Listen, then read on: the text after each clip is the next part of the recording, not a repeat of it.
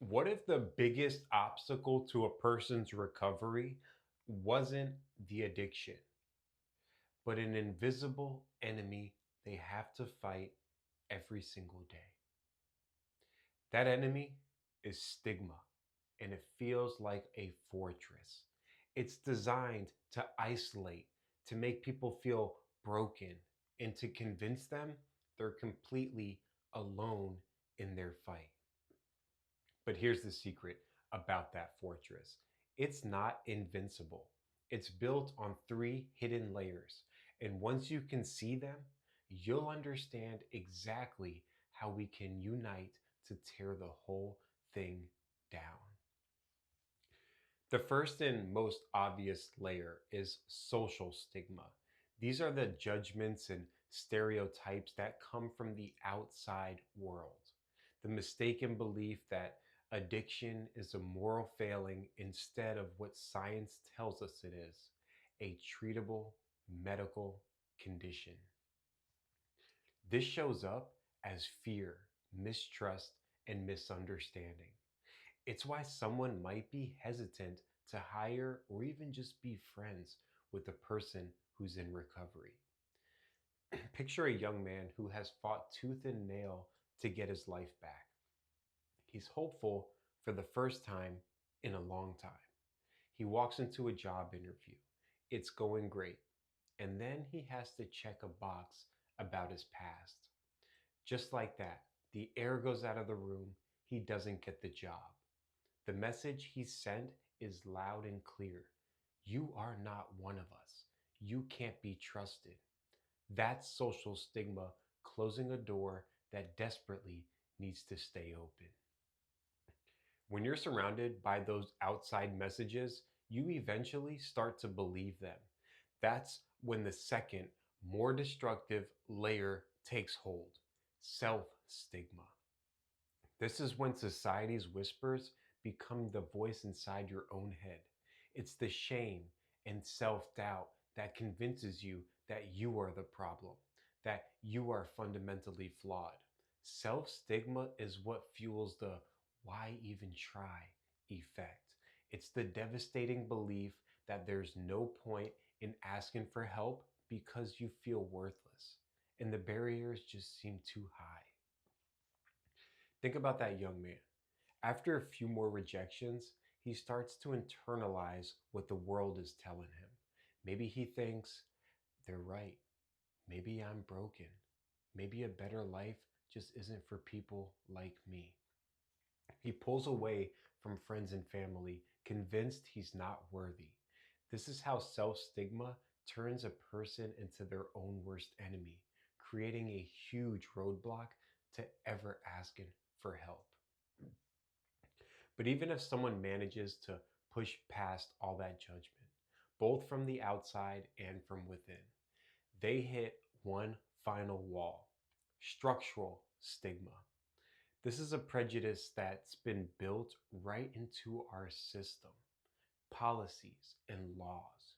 We see it in the glaring lack of insurance coverage for addiction treatment.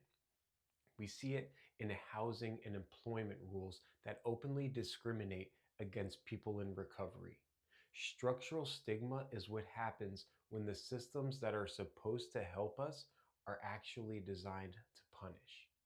It reinforces the toxic idea that people with substance use disorders are somehow less deserving of care and opportunity. So, when our young man finally works up the courage to try again, he finds out his insurance won't cover treatment, or the waitlist for a public facility is months long. He's ready, but the system isn't. That's the final wall of the fortress. So you have these three layers: social, self, and structural stigma, all working together to keep people trapped. But remember that critical weakness? It's connection. It's community. Stigma can't survive in the open. It thrives in silence and isolation. It crumbles when we fight back with empathy and education. We take on social stigma and self stigma with one of the most powerful tools there is: storytelling. When people share their real, lived experiences, they do more than just talk about recovery. They humanize it. They replace a negative stereotype with a face, a name, and a story. This simple act reduces social distance, builds empathy, and shows the world that recovery isn't just possible, it's happening all around us. And we dismantle structural stigma through education and advocacy. We have to champion the fact that addiction is a chronic health condition, not a character flaw. A huge part of this is using person first language. We say a person with a substance use disorder, not an addict. This isn't just about being politically correct, it's about seeing the person before their diagnosis. That simple shift in language is fundamental to changing policies and public funding to focus on care, not punishment. This is where you come in because now you're a part of the solution. The first and easiest step: share this video. Help educate someone else and start a conversation that chips away at that fortress. Second, if you feel comfortable and safe doing so, share a piece of your own story in the comments. It doesn't matter if you're in recovery, if you love someone who is, or if you're just learning. Your voice joins a chorus that proves we are not alone.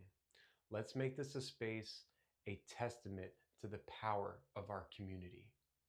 Stigma is a powerful barrier, but it is not unbreakable.